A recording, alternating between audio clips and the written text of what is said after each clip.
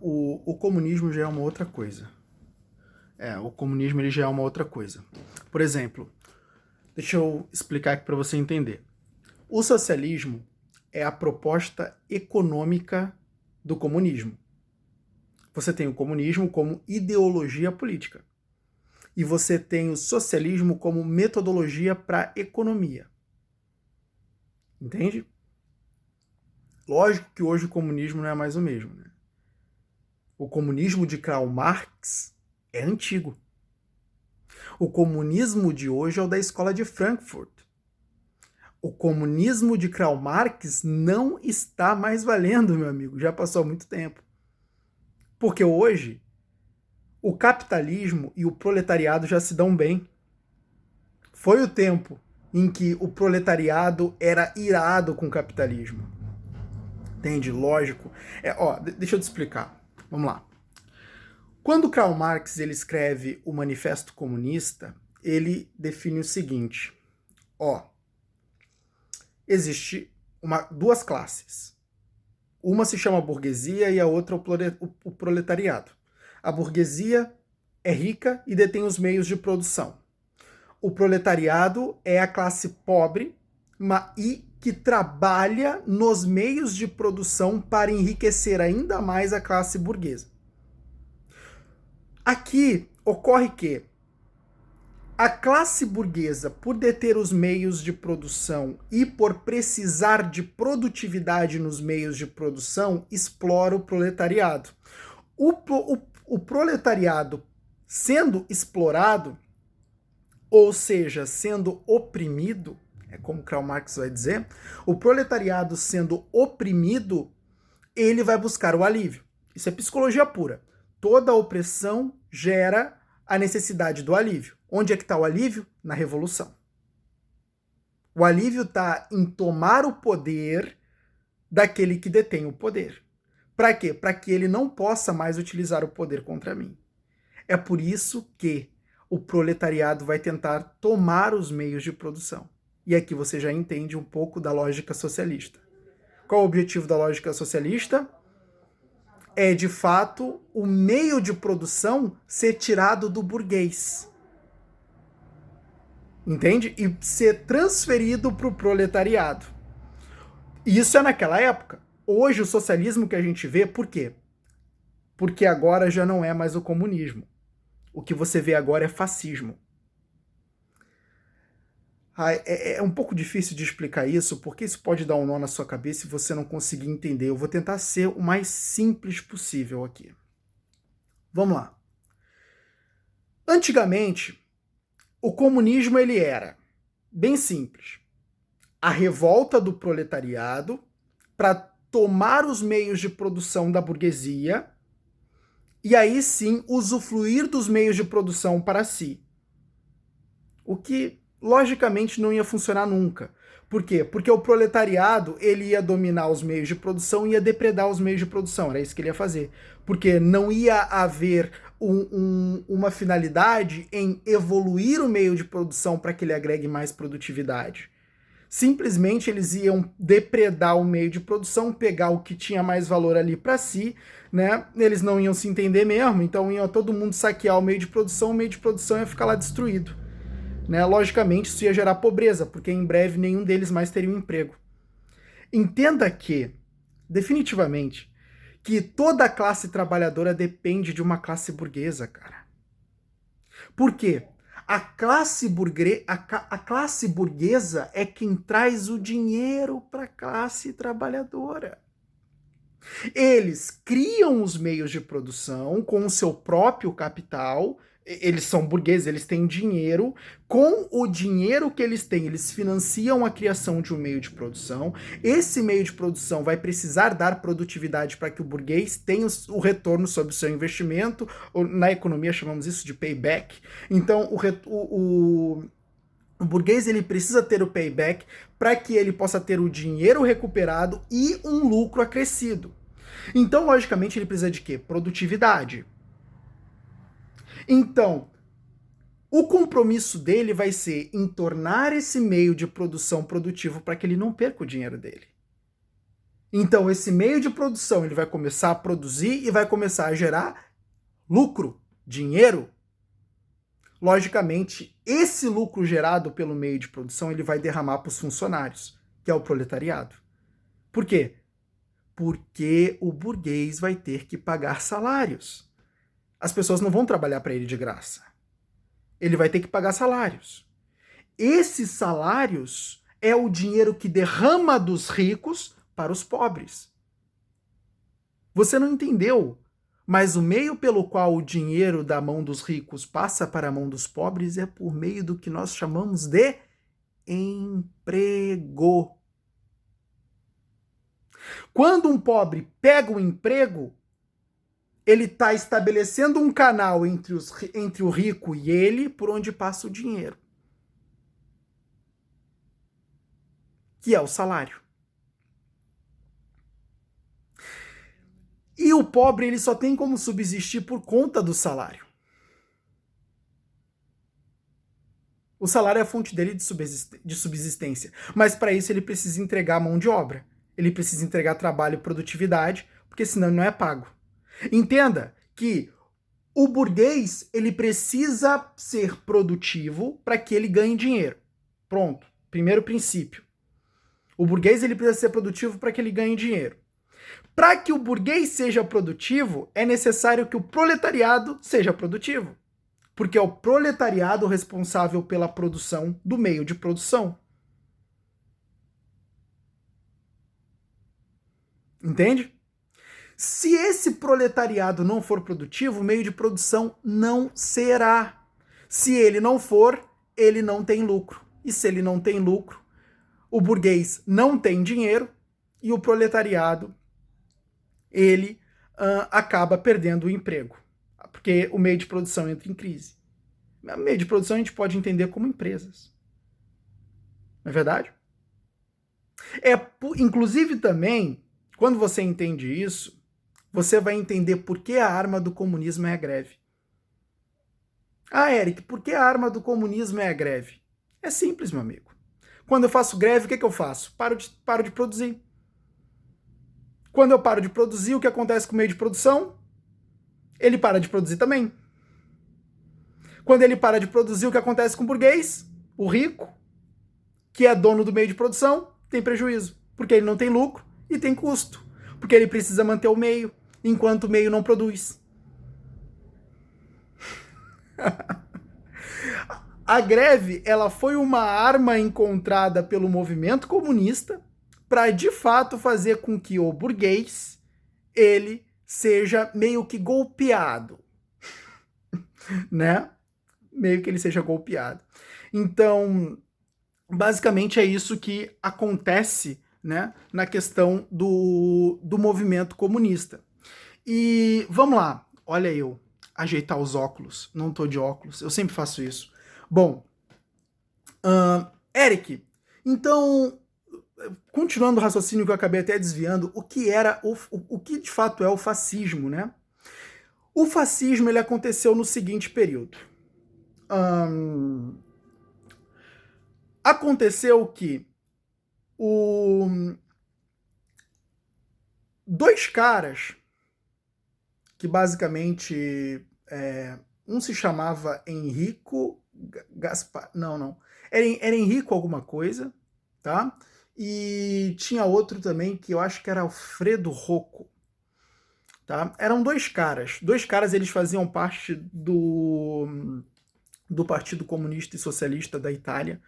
E seguinte, eles perceberam que essa luta de classes não servia muito para uma escala global. Ele queria fazer com que o regime comunista e socialista ganhasse uma escala global. E ele percebeu, bom, essa luta de classes não vai rolar. Por quê? Porque, cara, o proletariado daqui da Itália não pode influenciar o proletariado alemão. Entende? O proletariado alemão é o proletariado alemão. E o proletariado da Itália é o proletariado da Itália. Não tem como ele influenciar o proletariado alemão. E outra, se o cara sair daqui e ir para a Alemanha, o proletariado, ele chegando lá vai ser um mendigo, não vai mais ser proletariado. porque proletariado é classe trabalhadora. Então os caras pensaram, bom, a gente está lidando com uma coisa que é nacional. Lógico, se é nacional, não pode ser mundial. Então, se o proletariado ele não poderia fazer nada em escala internacional, algo precisava ser mudado. Então, o que os caras pensaram? Ó, isso pode mudar se a gente tomar o Estado. Então, o que aconteceria agora? O proletariado ia ser dono do Estado. Ele não ia mais se preocupar em tomar os meios de produção, como era na ideologia de Karl Marx, do Manifesto Comunista. Karl Marx se pautava somente nisso. A gente tem que tomar os meios de produção, Manifesto Comunista e tal. Então, basicamente, faria isso por meio da revolta armada, geração de greves, enfim, toda aquela história. Essa era o ideal de Marx. Agora, os caras pensaram, peraí, isso não dá mais. A gente vai ter que mudar. Vamos tomar o Estado. Começou o fascismo. A ideia do fascismo não era mais os meios de produção. Agora eu preciso dominar o Estado e, a partir do momento que eu domino o Estado, aí sim eu posso influenciar os outros países porque eu ia conquistar eles militarmente. Entende? Eu ia espalhar a ideologia comunista por meio da conquista dos países militarmente. Agora, eu não precisava mais do proletariado. Entende? Eu simplesmente dominava o Estado, eu proletariado, né? Lógico, porque essa ideia de socialista partia desses caras, né? Eu, proletariado, buscava dominar o Estado para que, por meio do Estado, eu pudesse dominar o mundo.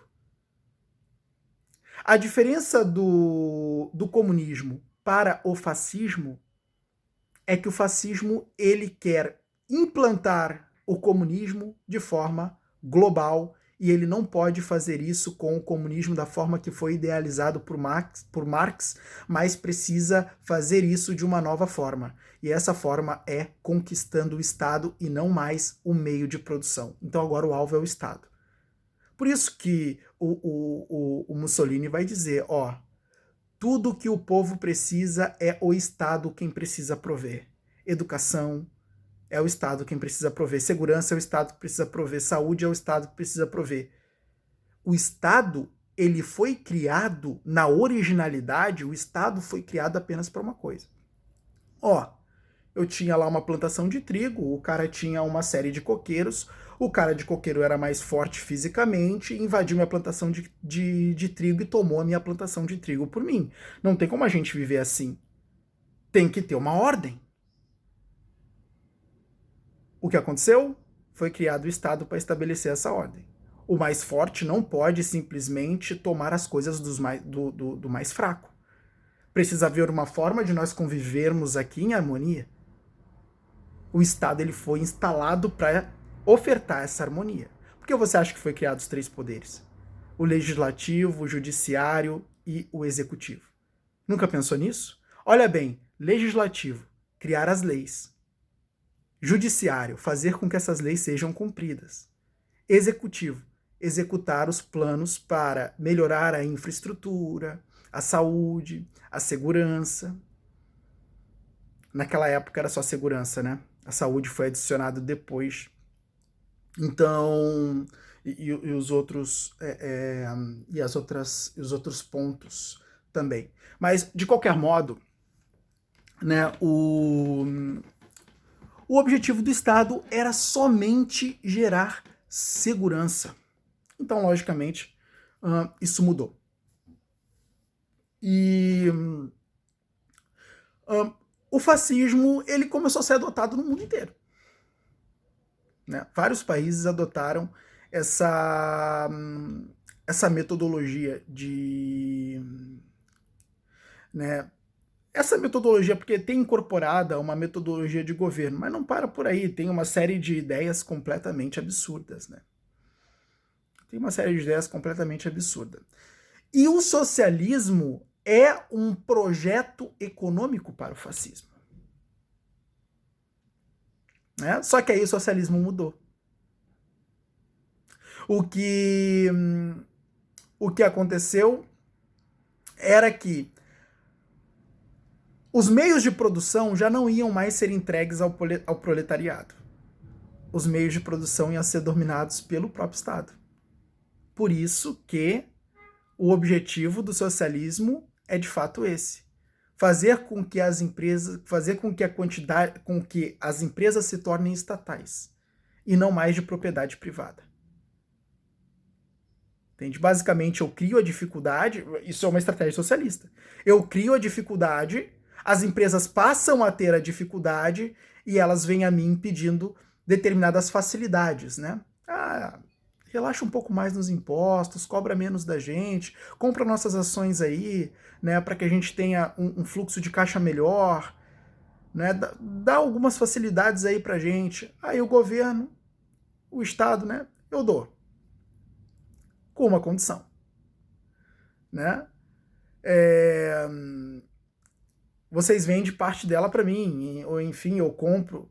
Às vezes nem não tem muitas condições mesmo, porque os próprios donos do meio de produção já ofertam essa possibilidade dele comprar partes da empresa. Né? Enfim, é aquilo que eu expliquei acerca do socialismo.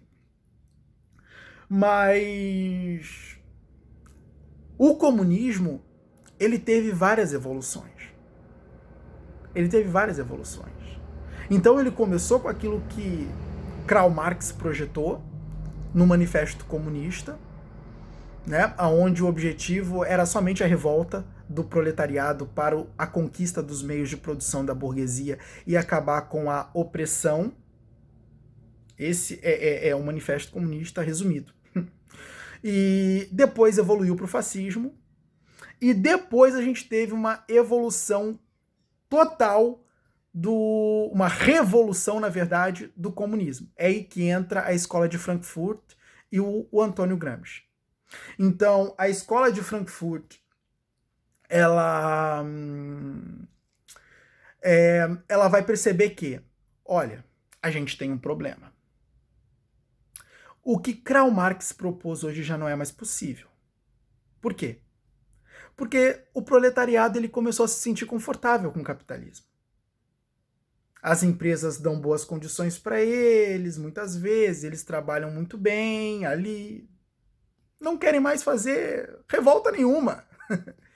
Entende? Então os caras estão bem. E aí, o que a gente vai fazer? Não tem mais como botar o proletário contra os meios de produção. A gente vai precisar de outras formas de fazer com que essa gente se rebele contra o Estado. É aí que vai vir a grande técnica. A grande técnica da crítica negativa. O que é a crítica negativa? Eu demonizo tudo que existe. Entende? Eu demonizo tudo que existe.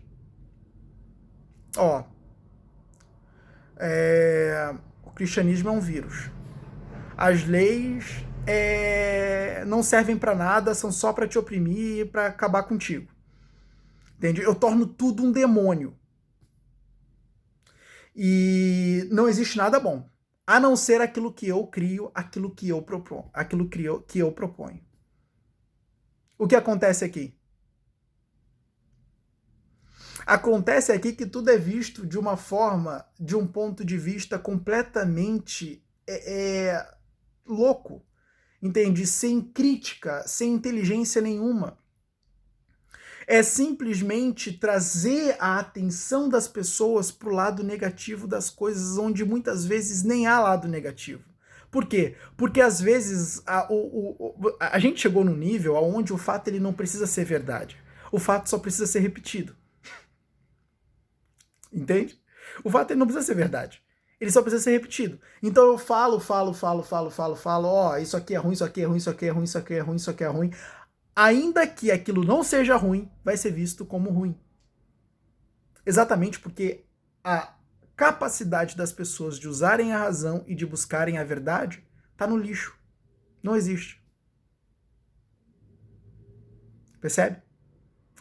Então aqui a gente tem um grande problema, que nos arrasta pro buraco. Porque isso está acontecendo no mundo inteiro. O que a mídia faz? Só faz você ter medo, enxergar as coisas de um viés negativo, nada é bom, é tudo ruim. Pega as notícias do presidente. Tudo que o presidente faz é ruim. Já percebeu? Não tem nada que ele faça que é bom, que apareça, por exemplo, na mídia. É isso. Isso está acontecendo agora. Idealizado pela escola de Frankfurt. Não tem noção de como essa escola de Frankfurt ela influenciou o mundo inteiro. Não tem noção. Influenciou o mundo inteiro. O mundo inteiro. E a gente tem o famoso Gramsci, que vai dizer o seguinte, ó, a gente vai fazer todo mundo ser comunista sem saber. É muito simples. Entra nas faculdades, nas escolas, vai minando a cultura, na mídia. E em um determinado momento todo mundo vai estar pensando o que a gente quer que eles pensem. E pensamento leva a emoção, que leva a comportamento. Em breve eles vão estar se comportando como a gente quer que eles se comportem. Serão anarquistas, deprimidos. O mundo vai ser sempre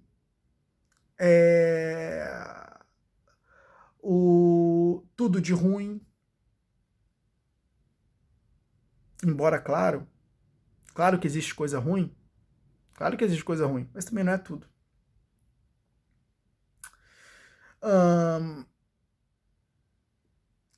Então, basicamente, essas são as contribuições do sistema comunista. E, cara, isso é muito pernicioso. Isso é muito pernicioso. Primeiro, que isso vai destroçar a cultura. Vai fazer as pessoas inverter os valores. Aquilo que é errado vai se tornar o certo. Aquilo que era certo vai se tornar o errado. E tudo que vai ser certo é somente o que convém a eles. E o que não convém vai ser tudo errado. Pobreza. Nossa!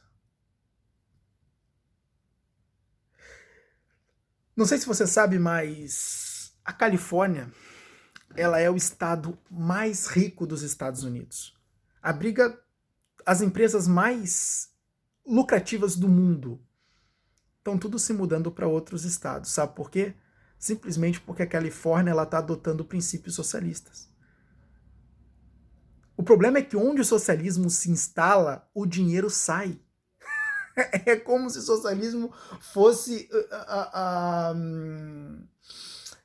como é que eu posso dizer? É como se o dinheiro fosse um inquilino muito ruim do socialismo. Que aonde o dinheiro... Não, eu inverti aqui as coisas. Esse exemplo não foi bom. Mas enfim, aonde o socialismo... Não estou conseguindo achar um exemplo. Mas enfim, aonde o socialismo entra, o dinheiro ele sai. Ele vai embora. Vê se tem investimentos em Cuba. Não tem. Por quê? É um país socialista. Eles não criam condições para que os meios de produção se desenvolvam. Esse é o problema. Para que, vamos lá. Economia aqui. Para que eu possa receber investimentos no meu país, eu preciso preparar o meu país para receber investimentos. Eu preciso dar boas condições para que estas pessoas que vão investir o dinheiro aqui tenham o seu payback. Ou seja, tenham o seu retorno sobre o investimento que fazem. Eu preciso melhorar, por exemplo, as minhas leis trabalhistas. Eu preciso melhorar os impostos que são exigidos. Se eu tenho impostos elevados, as empresas elas vão ficar com o pé atrás. Por quê? Porque imposto elevado é mais dinheiro que o capitalista ele tem que desembolsar para o Estado. Entende? Isso reduz a margem de lucro dele. Agora, quanto menos impostos eu cobro, mais margem de lucro o capitalista tem sobre a sua atividade. Lembrando que o trabalho vai partir todo dele. Ele é o agente produtivo. E é muito justo ele querer ter mais retorno sobre o seu trabalho. É muito justo ele querer que os impostos, que aquilo que é exigido como tributo dele seja pequeno. Porque quem está produzindo é ele. A maior parte, de fato, deve ficar com ele. A maior parte possível, porque a maior parte fica. Mas a maior parte possível tem que ficar com ele. É justo ele desejar isso. E deve o Estado criar as condições para que isso ocorra.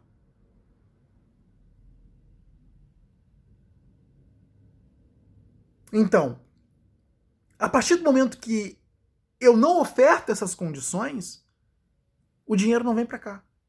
A partir do momento que eu tenho uma ideologia lá no meu país que ela é muito bem impregnada nas pessoas, de que os ricos só querem oprimir elas e que elas precisam fazer greves para, de uma certa forma, prejudicar os meios de produção, caraca, imagina isso.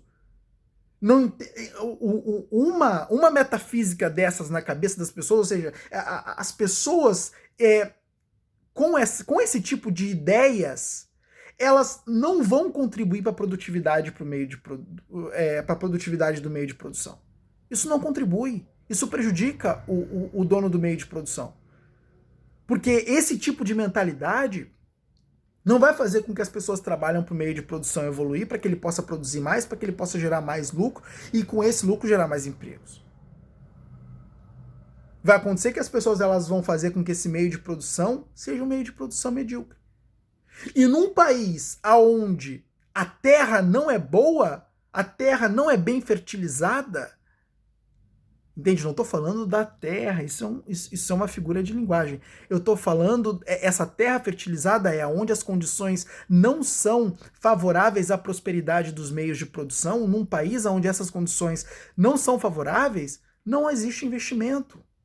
Se não existe investimento, não tem dinheiro lá para derramar para a população pobre. Entenda que quem traz o dinheiro para os pobres são os ricos, por meio dos meios de produção.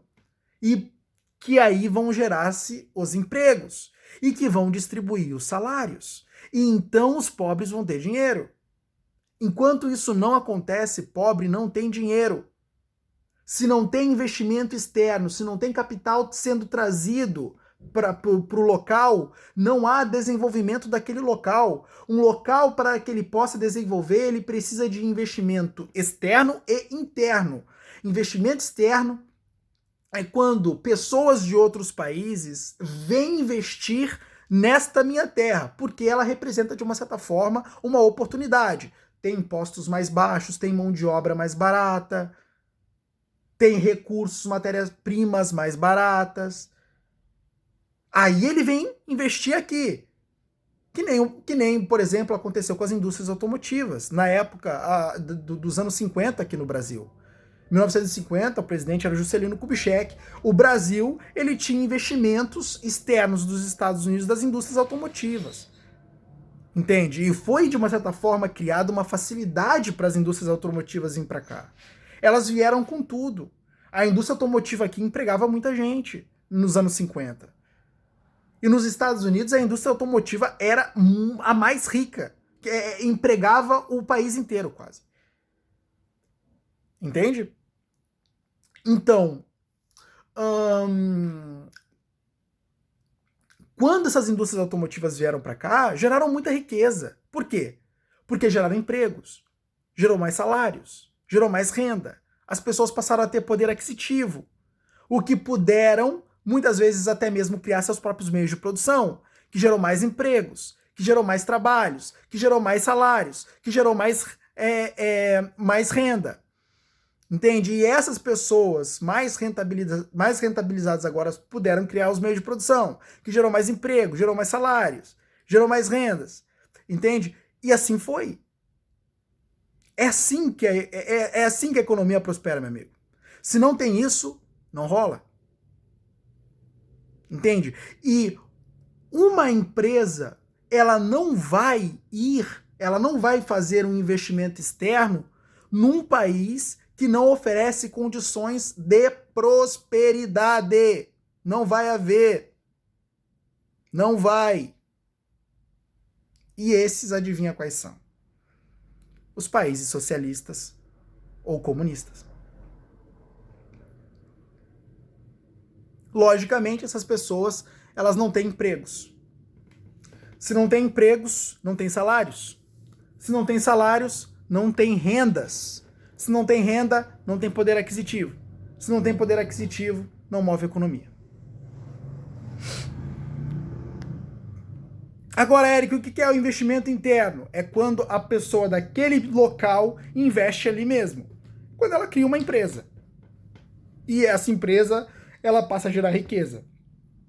Mas entenda que se ninguém ali tem dinheiro, não tem como alguém criar um meio de produção.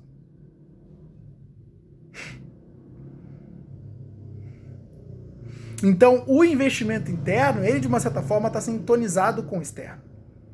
Porque quando não há riqueza dentro de um país, ela precisa vir de fora. Porque tu acha que agora os cubanos eles estão indignados com os americanos porque os americanos não estão mais investindo?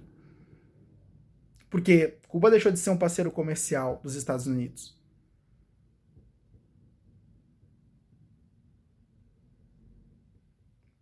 Entende?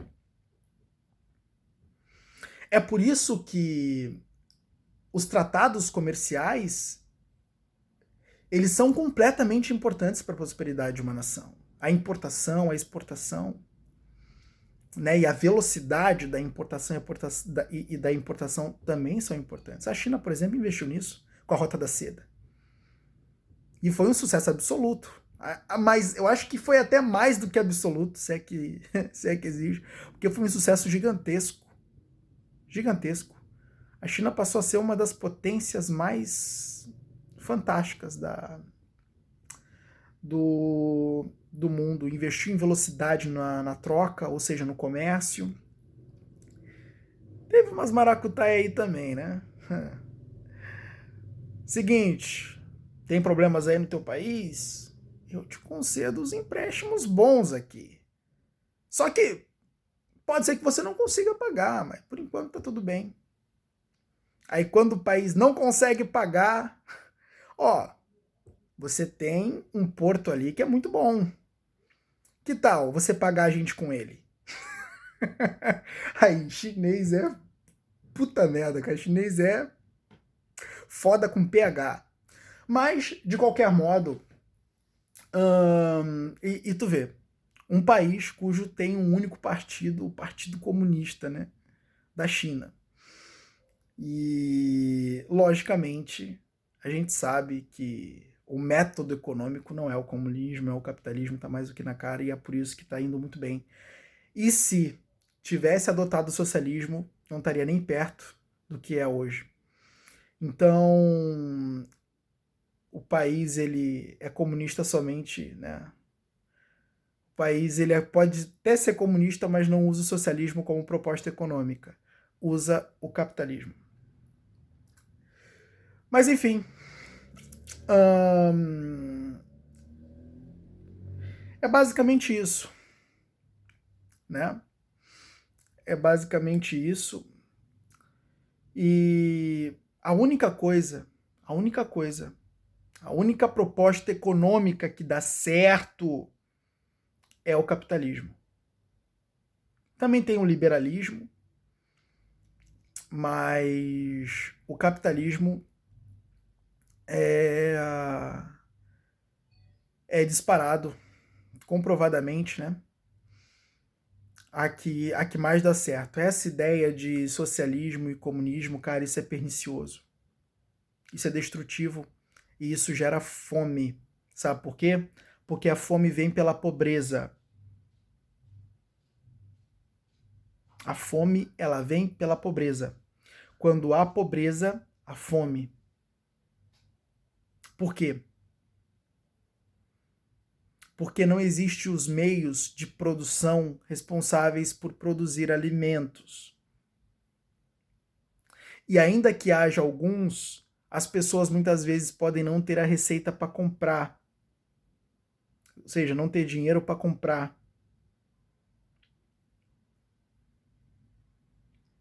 A pobreza é que gera fome.